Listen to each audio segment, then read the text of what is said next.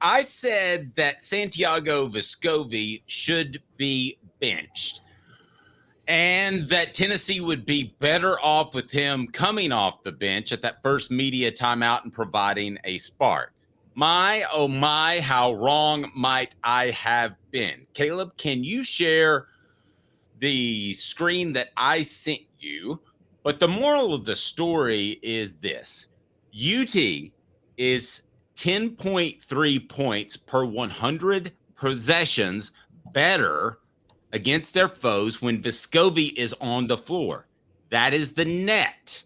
Okay, on offense, they're about the same whether he's out there or not. But on defense, UT's foes are 10.3 points per 100 possessions worse than when he's out there. That number is in the top 94% of all players nationally in terms of amount of difference. So as far as being the biggest help to his team, he's in the 94th percentile. That's pretty good. So have I sold Santiago Vescovi short? What the H, Dave? I think we have always forgotten some of the little things that Santiago Vescovi does to be valuable. However, I'm actually not going to accuse you of selling Santiago Vescovi short because there's the net, but that also doesn't take into account when other teams bring their players out, how many other teammates you have out there with you or don't have out there with you. So, okay, just to give you an example, Dave, just to run it down, most of the time Santiago Vescovi's on the court. Dalton Knecht's also on the court. Is that, you know what I mean? So, true. So when Santiago Vescovi comes out and Dalton Knecht comes out, you may see a massive drop off, which inflates Santiago Vescovi's value over replacement in a lot of ways. So when you go to the other breakdowns, when you look at box plus minus, and when you look at win shares and things like that also measure your value relative to other players in your position, he's barely top 10 on the team right now. He's struggling that much. So I don't think you oversold him, but I do think he's an X factor either way, because look, if Santiago Vescovi is any semblance of what he was before this year, then Tennessee can go win it all. So I think the guys that I had tabbed to take up those minutes if Vescovi lost some. I'll remind you, he's plus 10. I mean, he's plus 10 when he's on the floor. Tennessee's a plus 10 opponent or plus 10 winner when he's on the floor. Gainey, negative 13.2. Meshack, negative 9. I want you to clarify because that's a lot of trash time in there, Caleb, and it's not apples and oranges, but it is very interesting. So explain that to the people that might not understand. Brought to you by Don Self. Don Self at State Farm. Customer service still matters. 40 years in the Chattanooga area. 423-396-2126. 423-396-2126. Or go to donself.net. That's donself.net. And if he's not going to be your State Farm provider, and that's the best provider you can have when it's time to make those claims, you'll find you somebody in your area that can. donself.net. So, your thoughts on the Gainey and Meshack numbers? Who's Tennessee's three best players? Let's just say it. Jonas Aidoo, Zakai Ziegler, and Dalton Knecht, right? Are the three best players. Yes. It is funny how it's not even a thought with the season Vescovi has had. We would not have left him out at the beginning of the year, right? I mean, we wouldn't have had Dalton Knecht in there either, though. Yes, exactly. So those are the clear-cut three best. The way you have to break this down is Meshack and Gainey, how often are they on the court with a combined amount of time of those guys? Does that make sense? Yes. And so it could be Meshack and Gainey are in there at a time when all three of them are on the bench, and they're in there during that time more than anybody else with Tennessee. So they actually have to deal with less help while they're out on the court because they're coming off the bench while Aidoo and Knecht and Zakai are getting rest. And I think that's why they have the minuses. I think Santiago Vescovi has the pluses because, quite honestly, I think he's so high because I don't think he's ever out on the court when Aidoo, Knecht, and Ziegler aren't on the court too. Honestly. Do you fair? But on the defensive side, do you like or love him as a defender? I don't think he's a elite defender, but I think he's I hate to say this for role players in college basketball, but he's a hustle guy. I hate to say that word, Yeah. but it like actually kind of applies. Especially for Caucasians, because then it makes it look like we're stereotyping. But anyway. Well, he is Latino, to be fair. So, Okay. I don't know. um, We're all a little bit of something. I've got a yeah. problem when his shot's not dropping. I think his defense lags. I thought he tried to dive underneath the screen at one point. I believe that was not the Kentucky game. That was the A&M game, and it left for a wide open 3-point shot. I think his defense starts to suffer when his shots don't fall. So I basically think you get like 3/4 of the game, 3/4 of the game, and he's good. But if he's not hitting shots and that narrative plays out as it has, then the defense is going to suffer a little bit. No, that's a fair point. That's a very fair point to make. And let's not forget about the fact that he's not just missing shots. Like we would have said it's because he can't come off screens to create shots for himself. He can only come off screens. He can't get open to create shots for himself. But against Mississippi State, Dave, he was wide open on some of those shots. I mean, he was the most open I've ever seen anybody, and he was missing those shots. So that was, I think that actually started to frustrate him a little bit. So I get what you're saying. I would still, so I break from you on the idea of how much more valuable is he relative to that stat, because it depends on how often he's on the court with those other guys I mentioned. However, I will agree with you that he's an X factor, because I think if Santiago Vescovi is hitting at all, this team is so dangerous at that point. Can you imagine if Adu is doing what he needs to do under the basket, Zakai is the slasher that he's supposed to be, Dalton Knecht is the guy you go to when you can't find a bucket, and you've got Vescovi hitting his threes? Then you're going to win a national title. You're winning a national title at that point. Easily. So let's reset our poll question. What happens tonight? 75% of you think that Tennessee is going to blow out St. Peter's. 21% say a close win. 3% say a shocking upset. So let's reset this for a moment. And that is, who is the X factor in the tournament for the Vols? I'm going to go Santiago Vescovi. You can't go him. You got to say somebody else. Who might that be?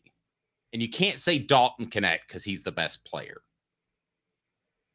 I mean, the other one is Josiah-Jordan James. Oh, no. But the honest one, for the whole tournament, it's just not tonight because he's not going to be tested. For the tournament, it's Adu. I've said all year this team goes as Jonas Adu goes.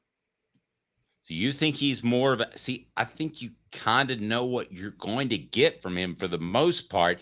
How would you describe his consistency throughout the year? I'm not as concerned about him. I'm concerned about Santiago Vescovi spitting the bit and missing a bunch of three-pointers. Whereas if those drop, I think you're talking about a different basketball team. Okay, well, yeah, in that regard, I would agree with you, but I think we're looking at X Factor a little bit differently in that way. Because I think Jonas Adu is going to get tested by some bigs down the road, and he's been questionable on his muscle and his willing to fight for stuff at times and his toughness, and he's going to have to show that a little bit. And also the reason Jonas Adu can be an X Factor, and this is a big one, is why Tennessee lost to South Carolina, is he going to get in foul trouble? Are they going to play a game where those officials, and you know this, guys, this is March, this is what they do, it's the most, y'all can say it's the most exciting sport, like spectacle in sports, it's also the biggest gimmick in sports. It's a bigger gimmick than WWE, if you really ask me.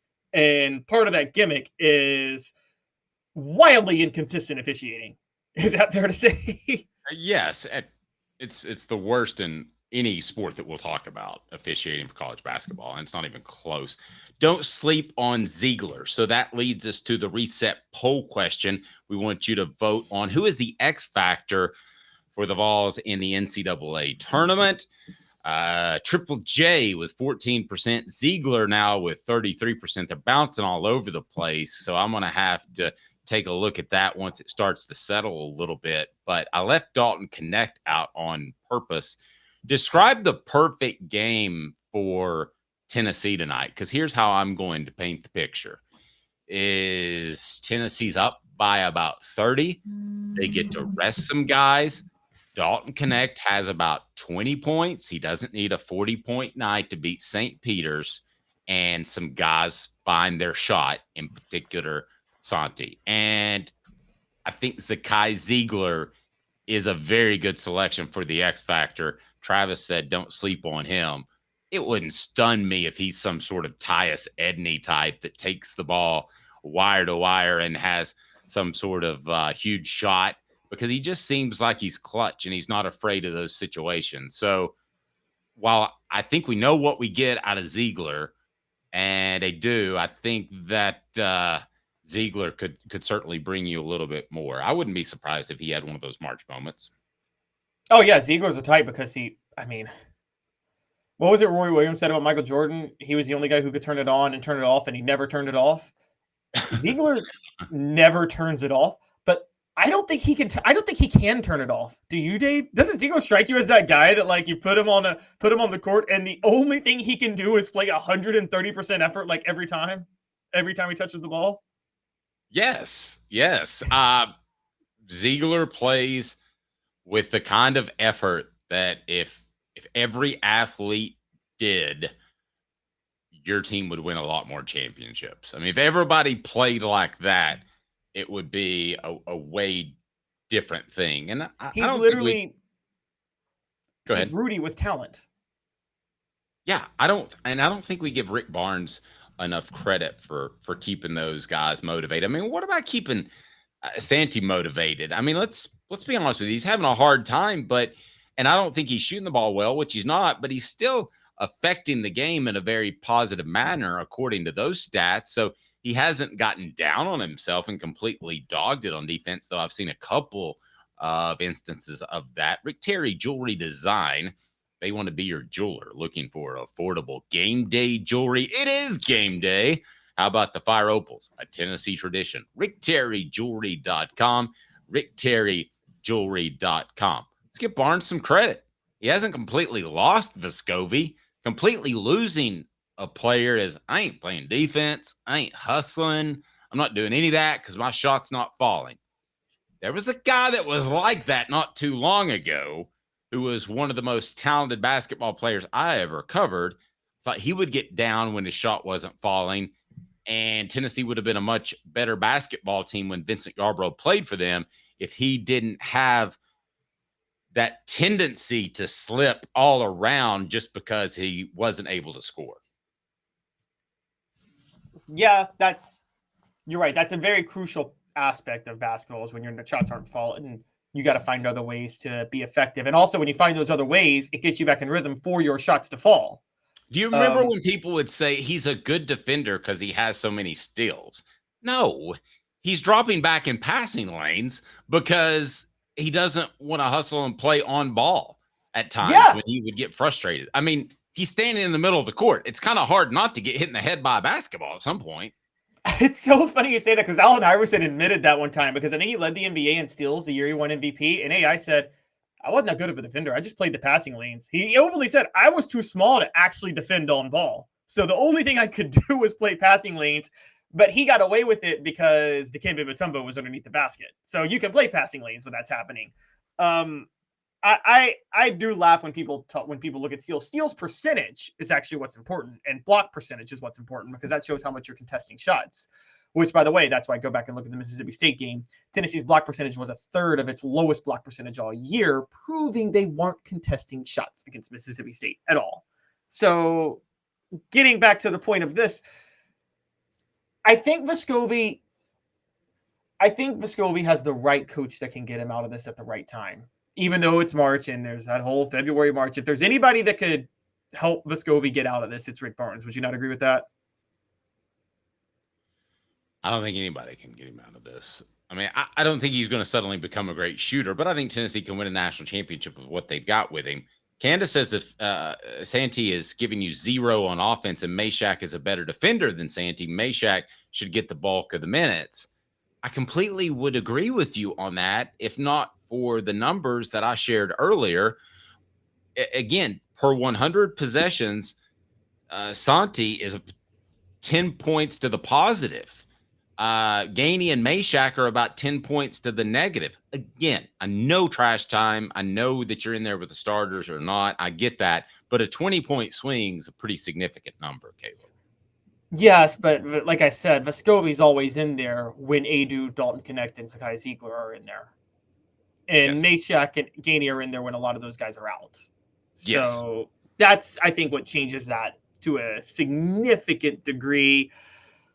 I think Meshack is good on the bench for this reason. This is going to be weird to say. It's kind of what you talked about with bringing Vescovi to the bench. Meshack brings that spark off the bench. He's that guy you bring into the game that like gets everybody going. You know what I mean? That like everybody loves to watch, that like really gets you hyped. Like Meshack is that guy. You need that guy coming off the bench.